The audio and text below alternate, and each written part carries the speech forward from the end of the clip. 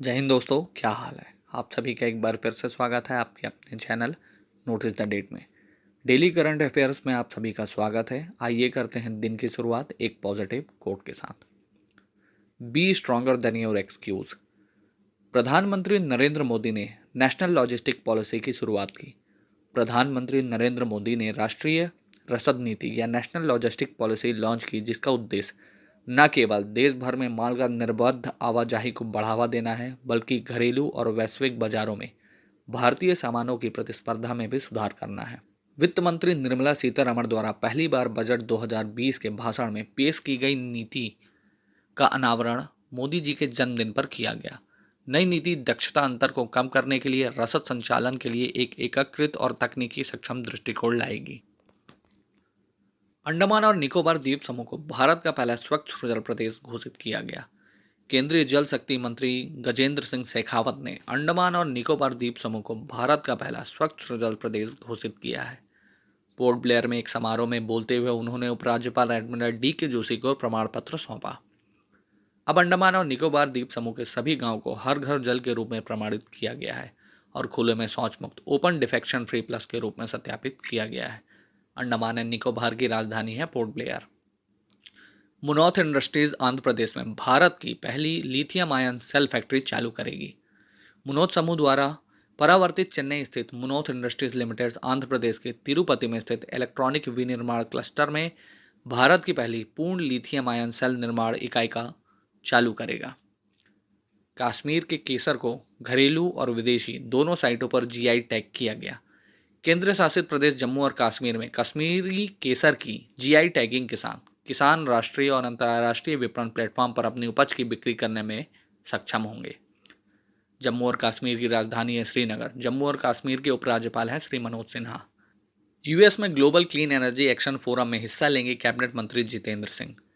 केंद्रीय मंत्री जितेंद्र सिंह इस सप्ताह अमेरिका के पिट्सबर्ग में global clean energy action forum में एक भारतीय प्रतिनिधि मंडल का नेतृत्व करेंगे। विज्ञान और प्रौद्योगिकी मंत्रालय ने एक बयान में कहा है कि स्वच्छ ऊर्जा, नवाचार और तैनाती में तेजी लाने के तरीके पर चर्चा करने के लिए 30 से अधिक देशों के मंत्री इस कार्यक्रम में भाग लेंगे।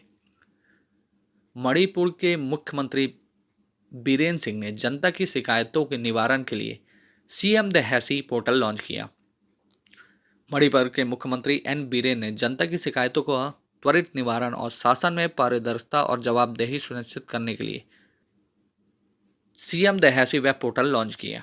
यह जनता की शिकायतों को तेजी से निवारण को सक्षम करेगा और भ्रष्टाचार से संबंधित मुद्दों को उठाने के लिए एक मंच भी प्रदान करेगा। मणिपुर की राजधानी है इम्फाल। मणिपुर के मुख्यमंत्री हैं एन बीरेन सिंह। मणिपुर के राज्यपाल हैं ला गणेशन। भारतीय वायुसेना 30 सितंबर को अभिनंदन वर्धमान के मिग 21 स्क्वाड्रन को सेवानिवृत्त करेगी। भारत सरकार ने उस ऐतिहासिक प्रतीक को रिटायर करने का फैसला किया है जिसने लगभग 3 साल पहले भारतीय वायुसेना के सबसे प्रतिष्ठित क्षणों में से एक को चिन्हित किया था। एयरफोर्स ने 30 सितंबर को मिग 21 लड़ाकू जेट को अपने 4 शेष स्क्वाड्रन में से एक को सेवानिवृत्त करने का निर्णय लिया है। श्रीनगर स्थित 51 स्क्वाड्रन, जिसे स्क्वाड्रन आर्म्स के नाम से जाना जाता है, उस स्क्वाड्रन का हिस्सा है जिसने भारत को गौरवान्वित क्षण दिया है, जहां तत्कालीन विंग कमांडर अभिनंदन वर्धमान ने 27 फरवरी को बालाकोट स्ट्राइक के एक दिन बाद पाकिस्तानी सेना का एक F-16 लड़ाकू विमान को मार गिराया था। भारतीय वायुसेना प्रमुख है एयर चीफ मार्शल विवेक राम चौधरी। भारतीय वायुसेना का मुख्यालय है नई दिल्ली। भारतीय वायुसेना की स्थापना की गई थी 8 अक्टूबर 1932 में। यूएई ने चंद्रमा पर रोवर उतारने के लिए चीन के साथ सहयोग की घोषणा की। यूएई के मोहम्मद बिन राशिद स्पेस सेंटर ने घोषणा की है कि उसने भविष्य के चंद्र प्रयासों पर एक साथ काम करने के लिए चाइना नेशनल स्पेस एजेंसी के साथ एक समझौता ज्ञापन पर हस्ताक्षर किया है।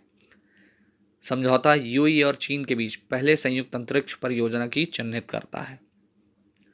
UNEP green film hub launch करने के लिए रीफ वर्ल्ड फाउंडेशन में शामिल हुआ।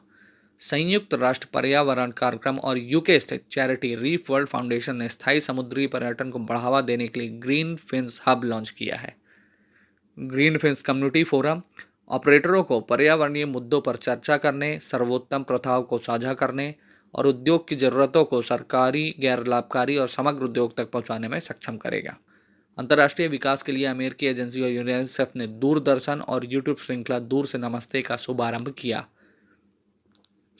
दूर से नमस्ते एक नई टेलीविज़न श्रृंखला है जो महामारी के बाद की दुनिया में स्वास्थ्य व्यवहार को बढ़ावा देती है। यह एक काल्पनिक हिंदी श्रृंखला है जिसे एक मनोरंजन शिक्षा प्रारूप में विकसित किया गया है। आइए कुछ वन लाइनर्स के बारे में जानते हैं। भारत के राष्ट्रीय मानवाधिकार आयोग के अध्यक्ष न्यायमूर्ति अरुण कुमार मिश्रा को एशियाई प्रशांत मंच की शासन समिति के सदस्य के रूप में चुना गया है। जम्मू कश्मीर के उपराज्यपाल मनोज सिन्हा द्वारा कश्मीर का पहला मल्टीप्लेक्स श्रीनगर में खोला जाएगा।